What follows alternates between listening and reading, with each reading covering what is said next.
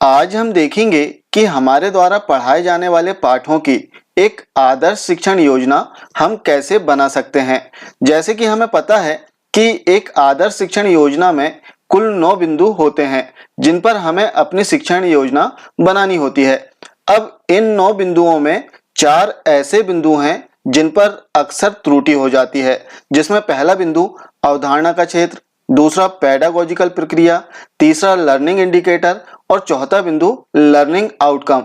इन 4 बिंदुओं में अक्सर त्रुटि होती है।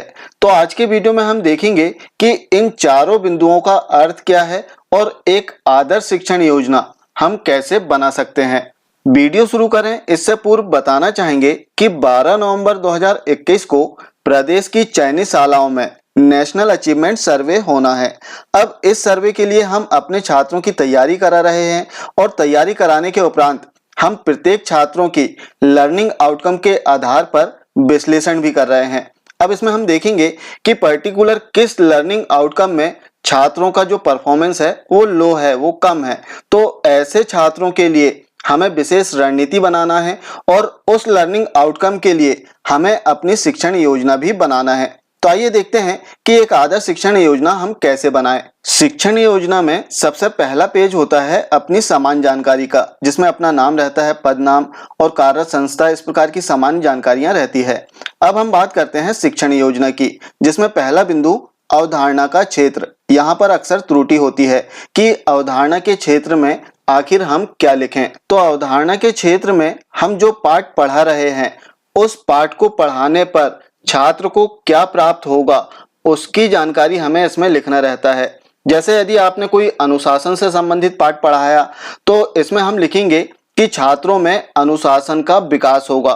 तो छात्र को जो भी प्राप्त होगा वो हमें अवधारणा के क्षेत्र में लिखना है। जैसे हमने एक शिक्षण योजना बनाया है कक्षा 3 के पाठ 3 हिंदी विषय की, चांद वाली अम्मा। अब चांद वाली अम्मा में छात्र को क्या क्या प्राप्त होगा वो हमें अवधारणा के क्षेत्र में लिखना होगा। जैसे हमने लिखा कि कहानी का हाव भाव के अनुसार वाचन, अर्थात हमारे द्वारा पढ़ाने के उपरांत छात्र कहानी का हाव भाव के अनुसार वाचन कर पाएंगे। दूसरा जो इसमें छात्रों को प्राप्त होगा वो पर्यायवाची शब्दों का ज्ञान इसमें छात्रों को प्राप्त हो जाएगा। तो अवधारणा के क्षेत्र में छात्रों को हमारे द्वारा पढ़ाने के उपरांत क्या प्राप्त होगा वो हमें यहाँ पर लिखना है, अर्थात कॉन्सेप्ट, किस कॉन्सेप्ट को लेकर आप अपना पाठ पढ़ा रहे हैं और छात्र को क्या प्राप्त होगा वो अवधारणा के क्षेत्र में हमें अंकित करना होता है। अब इसमें जो दूसरा बिंदु है पाठ का नाम और क्रमांक, तो यहाँ पर जो भी पाठ आप पढ़ा रहे हैं उसका क्रमांक और उसका शीर्षक जो है वो आपको लिख देना है। अब इसमें तीसरा बिंदु जो कि बहुत ही महत्वपूर्ण बिंदु है, पेडागोजिकल प्रक्रिया।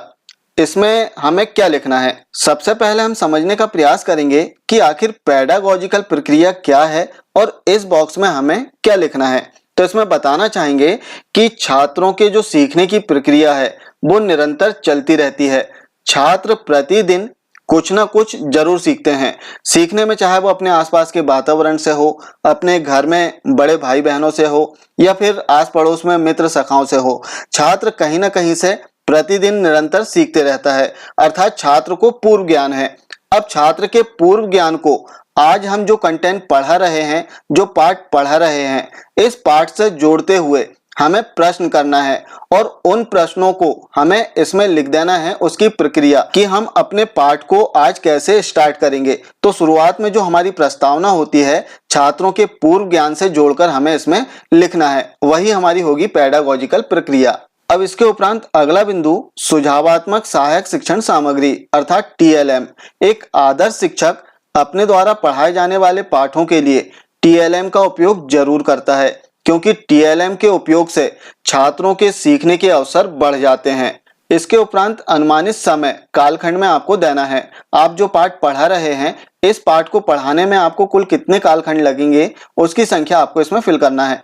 अब इसमें नेक्स्ट पॉइंट लर्निंग इंडिकेटर अर्थात सीखने के सूचकांक। तो जैसे नाम से ही स्पष्ट है सूचकांक, अर्थात हम जो कंटेंट पढ़ा रहे हैं वो कंटेंट छात्र कितना सीख रहा है, कितना सीख गया, इसके लिए हम बीच बीच में प्रश्न करते हैं और छात्र जो जवाब दे देता है उन जवाबों को हम यहाँ पर कंसोलिडेट करके लिखते हैं। जैसे एक एग्जाम्पल हम लें कि कक्षा 3 हिंदी विषय का पाठ 3 चांद वाली अम्मा हम छात्रों को पढ़ा रहे हैं।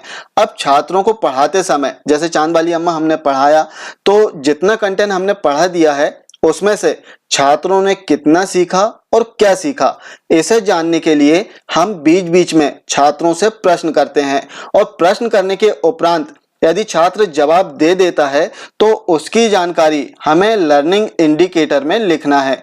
जैसे चांद वाली अम्मा जो पाठ है, अभी तक हमने जितना पढ़ाया उसमें से छात्रों से हमने चांद, सूरज, तारे, आसमान के विषय में पूछा। अब छात्र ने बता दिया तो इसमें हम लिखेंगे कि चांद, सूरज, तारों, आसमान के विषय में बता पाना, अर्थात छात्र बता पा रहे हैं। इसी प्रकार इसमें हम पर्यायवाची शब्दों को भी पूछेंगे कि जैसे चांद को और क्या बोलते हैं। इस प्रकार से जो भी कंटेंट से रिलेटेड, जो भी पार्ट से रिलेटेड क्वेश्चन है वो छात्रों से हम करेंगे। अब यदि छात्र पर्यायवाची शब्द बता पा रहे हैं तब हम इसमें लिख देंगे कि पर्यायवाची शब्दों को समझ पाना। इसके उपरांत मूल्यांकन हेतु गतिविधियां एवं प्रश्न, तो पाठ को पढ़ाते समय हम बीच बीच में प्रश्न तो करते ही हैं, उन प्रश्नों को हमें इसमें लिख देना है जो हम छात्रों के मूल्यांकन के लिए करते हैं। अब इसमें नेक्स्ट जो है, आओ करके सीखें, गतिविधि आधारित। इसमें आप जो भी गतिविधि करा रहे हैं वो उसका उल्लेख आपको यहाँ पर करना है। अब इसमें सबसे महत्वपूर्ण बिंदु लर्निंग आउटकम्स। अक्सर लर्निंग आउटकम्स और लर्निंग इंडिकेटर यहाँ पर बहुत ज्यादा त्रुटि होती है। तो लर्निंग आउटकम्स कैसे लिखें, तो इसमें बताना चाहेंगे कि लर्निंग आउटकम्स हमेशा प्रेजेंट टेंस में होंगे।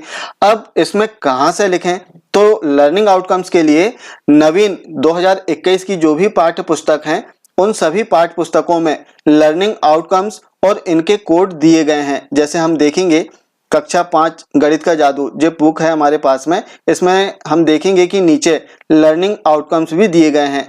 जैसे आप देख सकते हैं कक्षा 5, यहाँ पर लर्निंग आउटकम का कोड दिया गया है और यहाँ पर जो भी लर्निंग आउटकम है वो दिया गया है। इसी प्रकार सभी विषयों की पाठ्य पुस्तकों में लर्निंग आउटकम दिए गए हैं जिन्हें आपको इस अपनी शिक्षण योजना में लिखना है।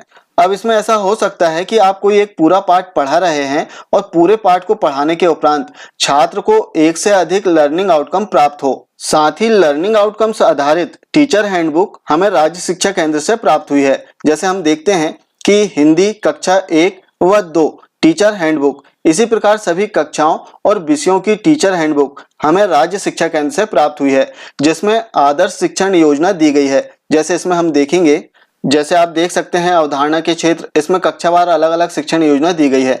अब अवधारणा के क्षेत्र में छात्र को क्या क्या प्राप्त होगा वो सभी अवधारणाएं इसमें लिखी हुई है, जैसे मित्रता की भावना। तो इस प्रकार इन शिक्षण योजनाओं को देखते हुए आप अपनी एक आदर्श शिक्षण योजना बना सकते हैं। इसके पहले पेज में 4 बिंदु दिए गए हैं और दूसरे पेज में बाकी के जो 5 बिंदु हैं वो दिए गए हैं। जैसे हम इसमें देखेंगे कि इसके बाद में अनुमानित समय जो है वो दिया गया है, लर्निंग इंडिकेटर जो है वो भी इसमें दिया गया है। इसके उपरांत जहां पर त्रुटि होती है लर्निंग आउटकम्स में, तो वो भी लर्निंग आउटकम्स इसमें दिए गए हैं। ये थी आदर्श शिक्षण योजना तैयार करने संबंधी एक बहुत ही महत्वपूर्ण जानकारी। आशा है जानकारी आपको अच्छी लगी होगी। यदि वीडियो पसंद आए तब इसे लाइक, कमेंट और शेयर जरूर करें। साथ ही चैनल को सब्सक्राइब करना ना भूलें। Thank you.